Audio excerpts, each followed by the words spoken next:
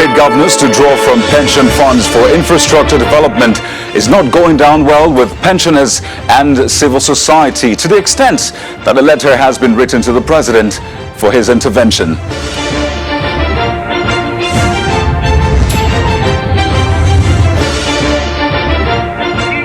And the stakes are high ahead of tomorrow's APC NEC meeting as aggrieved members of the ruling party vow to resist what they call unconstitutional actions by the Governor Buni-led caretaker committee.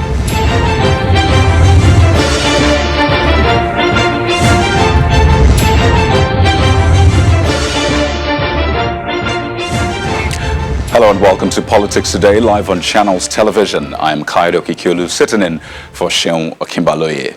Now, how would you like your pension funds to be invested by your pension fund administration? Well, there's a proposal from the National Economic Council and the Nigeria Governors Forum to leverage portion of accumulated pension funds for investment in Nigeria Sovereign Investment Authority, that's NSIA, where a sum of 2 trillion naira at 9% interest can be accessed for infrastructure development. Well, there's also a proposal from the CBN governor to access 15 trillion naira for national infrastructure funding through infra credit. And together, that's 17 trillion naira. But as you'll expect, this is a no-go area for pensioners, workers, and the civil society who don't want the state governors anywhere near the funds. Take the Social Economic Rights and Accountability Project, SERAP, for example. The group has written an open letter to President Buhari to use what they call his good office and leadership position to instruct the National Pension Commission to stop the governors from accessing the pension funds. Quite a number of issues raised by SERAP, and the NGF has also been speaking about this plan. This will definitely be forming a major part of our discussion on the program tonight. But first, let's take a look at other matters making the rounds in the nation's political landscape with our political roundup.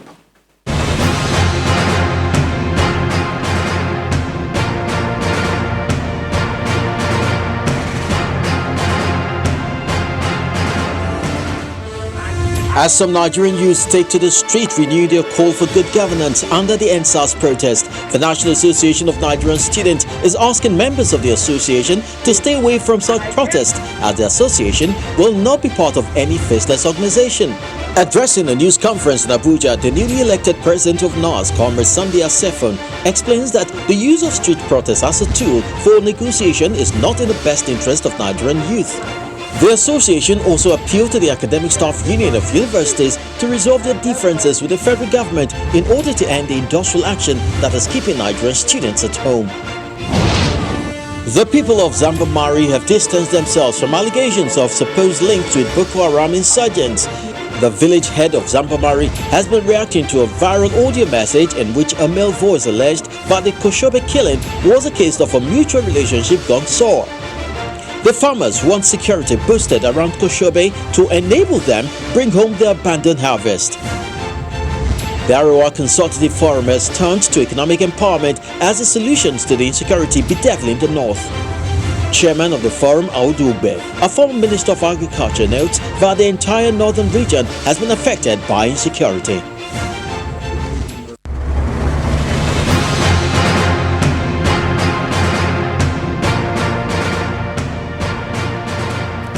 So let's get into our conversation tonight. The proposal by, well, it was first by NEC actually, and now the NGF to access pension funds for infrastructure development through NSI. Varying reactions, one of them from SERAP. They wrote a letter to the president, in fact, asking the president to intervene and stop this move. So let's speak with the deputy director of SERAP, Kolawole Oluwadare, who joins us via Zoom this evening on what the thinking of SERAP is constitutionally and in other areas. Good evening, and thank you for joining us on the program. Good evening, Coyote. I hope you can hear me. Oh, yes, loud and clear. Now, let's take it in succession, because according to that open letter which you wrote to the president, you say it is patently unjust and contrary to the letter and spirit of the Nigerian Constitution 1999, the Pension Reform Act, and the country's obligations. Now, those are three issues you raised in your letter to the president. So let's take it in succession. First, how is this against the Constitution?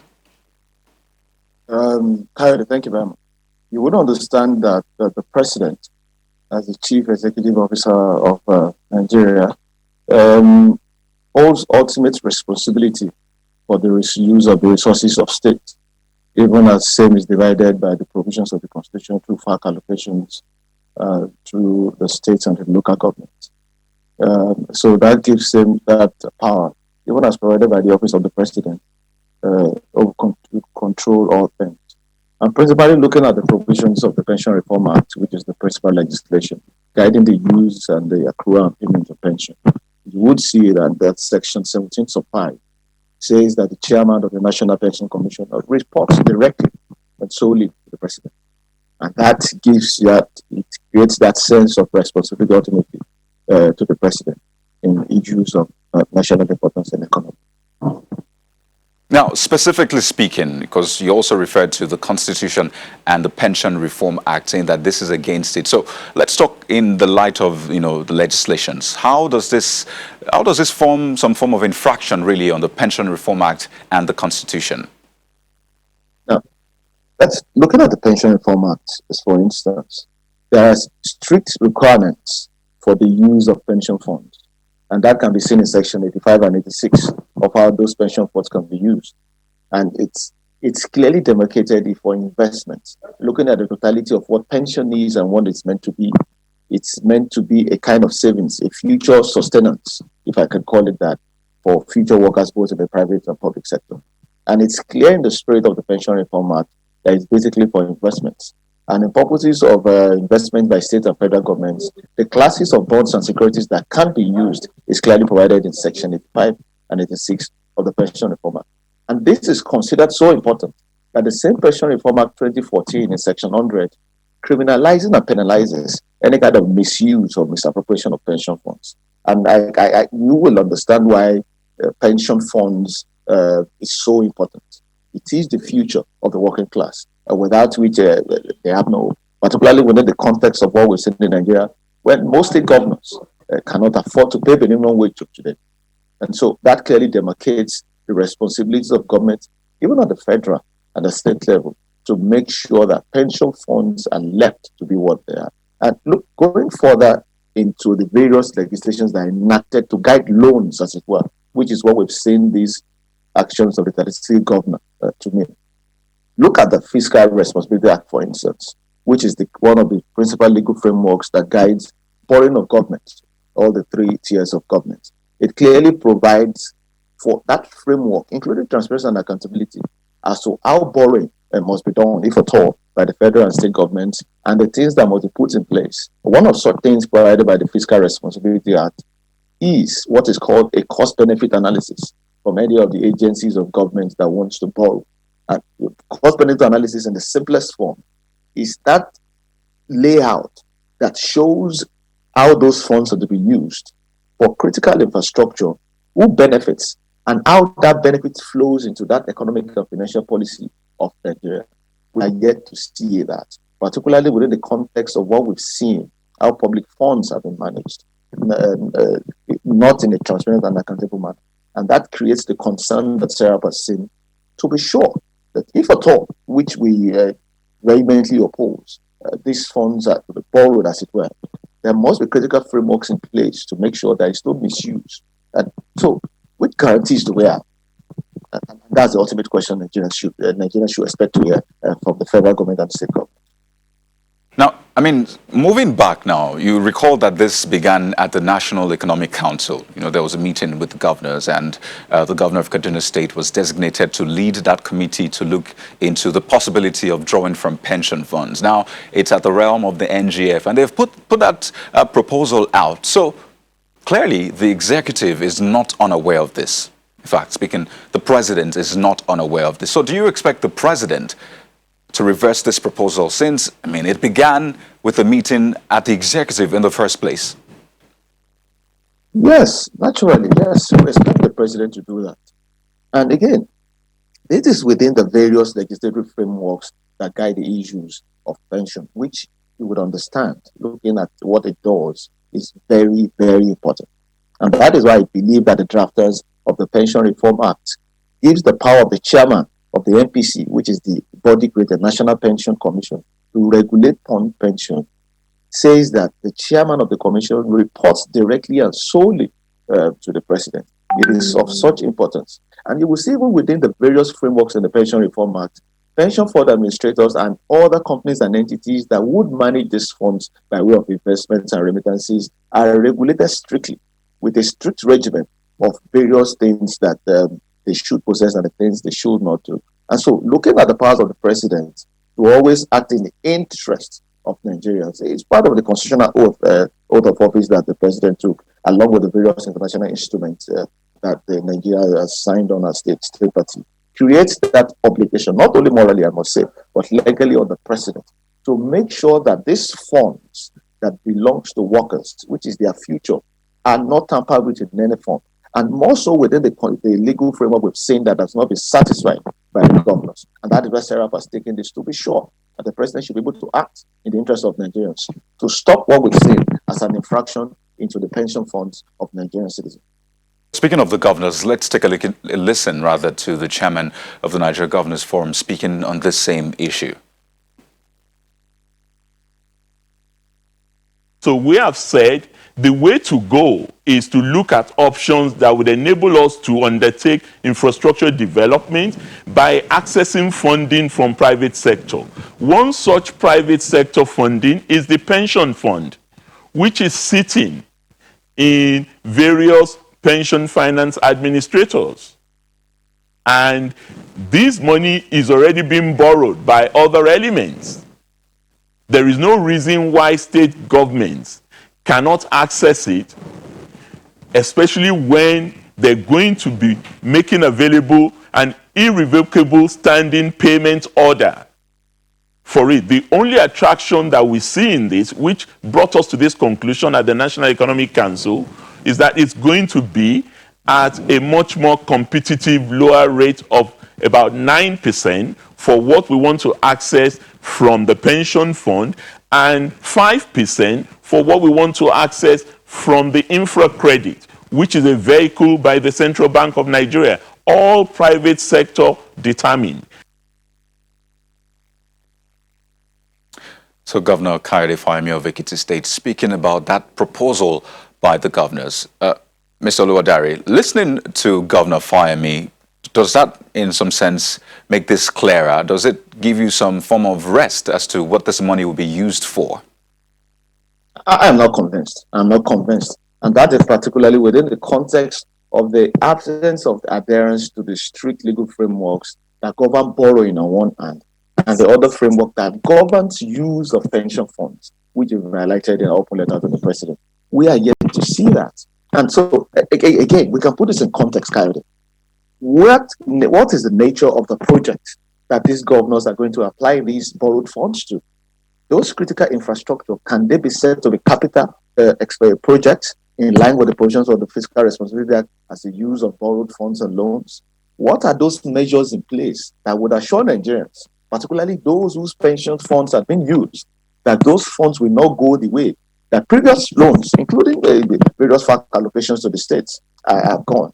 And what are those transparency and accountability elements to all these governors responsible, not only to the members of the state for providing what they've done, critical infrastructure, but also to Nigerians whose pension funds have been borrowed to be used on capital expenditure? Those are pertinent questions which the various legal frameworks under the Pension Reform Act 2014 and the Fiscal Responsibility Act provides, which we are yet to see from the statement of the governors. Again, looking at the clear provisions of Section 44 of the Fiscal Responsibility Act, what is the cost-benefit analysis? What is the benefit of this so-called infrastructure, the use of the loans to the average Nigerian? How does it improve their socio-economic status? Right. Mr. Oluwadare, here's what we'll do. I mean, we'll have to go on a break now, but when we return, we'll take a look at the options available if the governors say, well, this is a proposal we're following through with, and some other issues in a moment. Please stay with us. Welcome back to the program. Let's rejoin Mr. Kolawole Oluwadare, who is the Deputy Director at SERAP, discussing the NGF's proposal to access pension funds in Nigeria for infrastructure development. Thank you for staying with us on the program. Now, looking at that open letter you wrote to the President, I mean, the proposal by the Nigeria Governors Forum mentioned NSIA specifically and talked about that infrastructure fund. But you're asking the President to stop PENCOM, at least to speak to PENCOM and stop them. So why not also involve the NSIA in this, because it will seem this is the vehicle through which the NGF is trying to access the pension funds. No.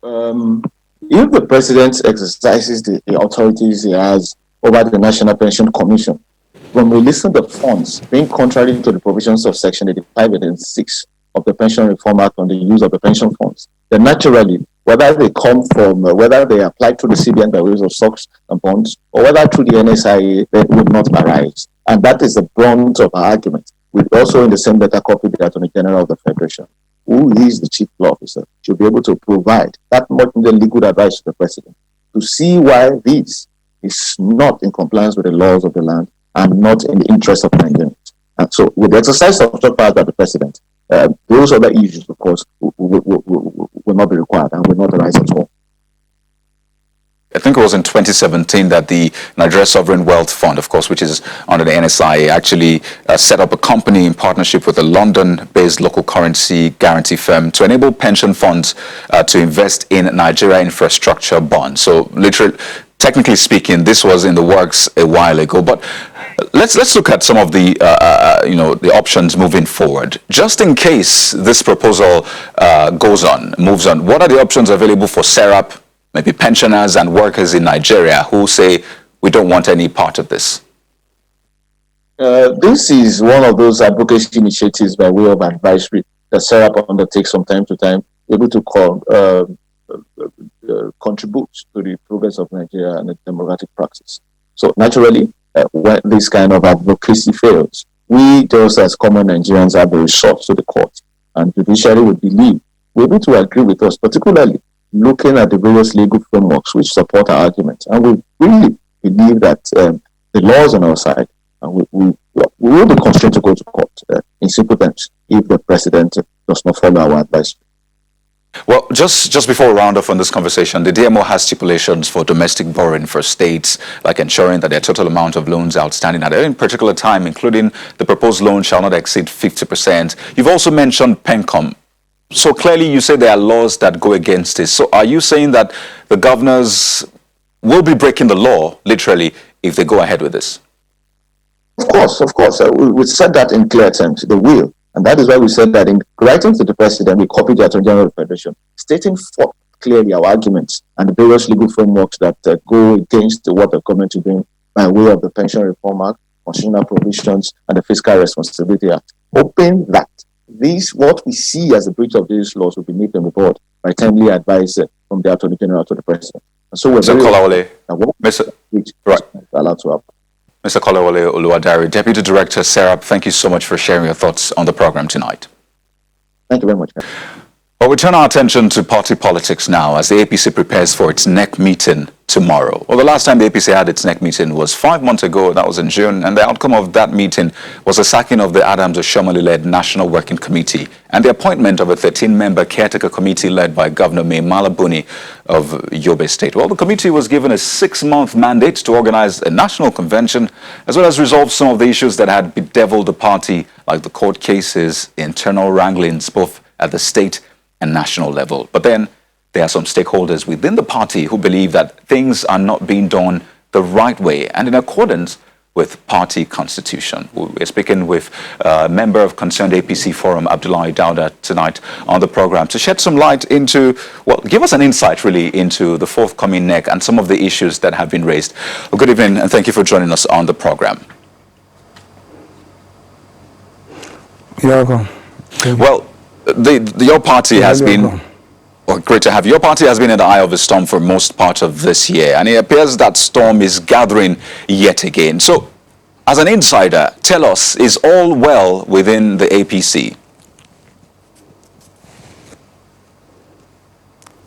Actually, what's going to happen in the Fatima right now, it actually is tantamount because these four undertakers governors have left their own responsibility in the state to come down to the Abuja politics for just doing Abuja politics. Actually, they lift people. I don't know what's so special and what desperate make them to leave their own people who give their mandate, who give them votes, who waste their time to just abandon them for just come down to Abuja politics. They think they have not anybody has the capacity to do that. And always they're lying to Mr. President saying, is the Mr. President forced them to hold the party? And actually I know it's not, you understand? And even to make them as a caretaker committee, we just elect them because it's a constitutional violation. And if you can look at Article 17, subsection 4, as amended Constitution APC 2018, it was categorically itemized. Not any organ of the party that can hold executive office at the same time. But those people as the governors, these four undertakers, governors, they left their people who give them mandate and who give them their right and who just trust them and give them trust 100%. And left them come down to Abuja politics, you understand? So we are just advise them as their time due, let them go back. The major principle works they just bring them to do is two things. Number one is just to reconcile the agreed members. That's number one principal activity that they have to do. The second one is to just prepare the convention and bring out timetable. And now they forget all the activities and they want to make another new registration. So also special for new registration they want to do. Let them hold the convention, bring out the timetable so that the new elected officers, they can hold the convention, new registered. You understand? And also aware that what they are going to do is they want to dissolve, after the next meeting for tomorrow, they want to dissolve the party from the ward to local and the state to just build another people on their own mandate and the people who they want for the new people. You understand? And they were always saying, yeah. Right. So, well, you said now the committee, according to you, has two mandates. One, to reconcile aggrieved members of the party and organize a national convention. Well, as it stands, it doesn't appear as though that national convention will be happening anytime soon. But for the first mandate, would you say they've been able to reconcile aggrieved members in the party? Who did reconcile? I will state, where is the committees? You understand? They don't reconcile anybody. If you go to some, if you go to some para-state, you understand? They're not reconciled. Bauchi, Versa, so many places. There are so many crises in this party. And if you can look at now, presently, the deputy national chairman, he was in the court. Because he's under mandate. If they say they brought Adam Ashumole as a chairman, so the next person supposed to be a chairman is the deputy national chairman. But due to the respect and the constitution we have to the Mr. President, we agree, despite the violation of the constitutional of the party, Article 17 subsection 4, we agree. But they give them ultimate of 6 months to reconcile and bring out timetable, and yet now they bring another issue. You know, and Mr. Dauda, are saying that they want to get new registered. Right. You understand? Saying they want to bring another registration. Where are those people? Because we hold a primary of the party on 2019. Those people are in PDP. You know, Mr. Dauda, just before we wind down, they come to APC. Right. Yeah. Just before we wind down, you know that this caretaker committee was also, I mean, the president agreed to the formation of this caretaker committee 5 months ago. So just in case the tenure of this caretaker committee is extended, of course, the president will be in the know. Are you saying you're ready to, you know, stand against the president and say, well, no, this is not right? They even lied to Mr. President. Understand? What about the saying, Mr. President says something, Mr. President cannot allow them to abandon their people who give them mandate, who give them trust, and leave them in their own state and come back down to Abuja politics. Right. We have so many people that have the capacity and the capability to handle that position and handle that party, you know, with the credibility. Let them go back to their people who give them trust and give them mandate to just lead them in the proper way that's supposed to be. Well, Mr. Dauda, clearly there's a lot of issues to still touch on this, but I know you have a big day or maybe a big night ahead of you, but I would like to thank you so much, Mr. Abdullahi Dauda, a member concerned APC Members Forum. Thank you for sharing your thoughts with us on the program. And one majority issue I'm just saying. Can you hear me? Well, Mr. Dauda, we're winding down. If you can do it in 10 seconds. Okay, thank you very much. Please, we want these people, why they concentrate on these new registration members, and we know what they are going to do, and we know what they are going to hold it tomorrow. Thank you very much. Meeting. Right. We know only what they are lying to Mr. President. Mr. Dauda, we have to run now. People, their time is due. Let them consult. In fact, our time is due as well, Mr. Dauda. Our time is also due on the program. We'd like to thank you so much for sharing your thoughts with us on the program tonight. Well, that's our show for tonight, everyone. Many thanks for watching. I'm Kayode Okikelu. Bye for now.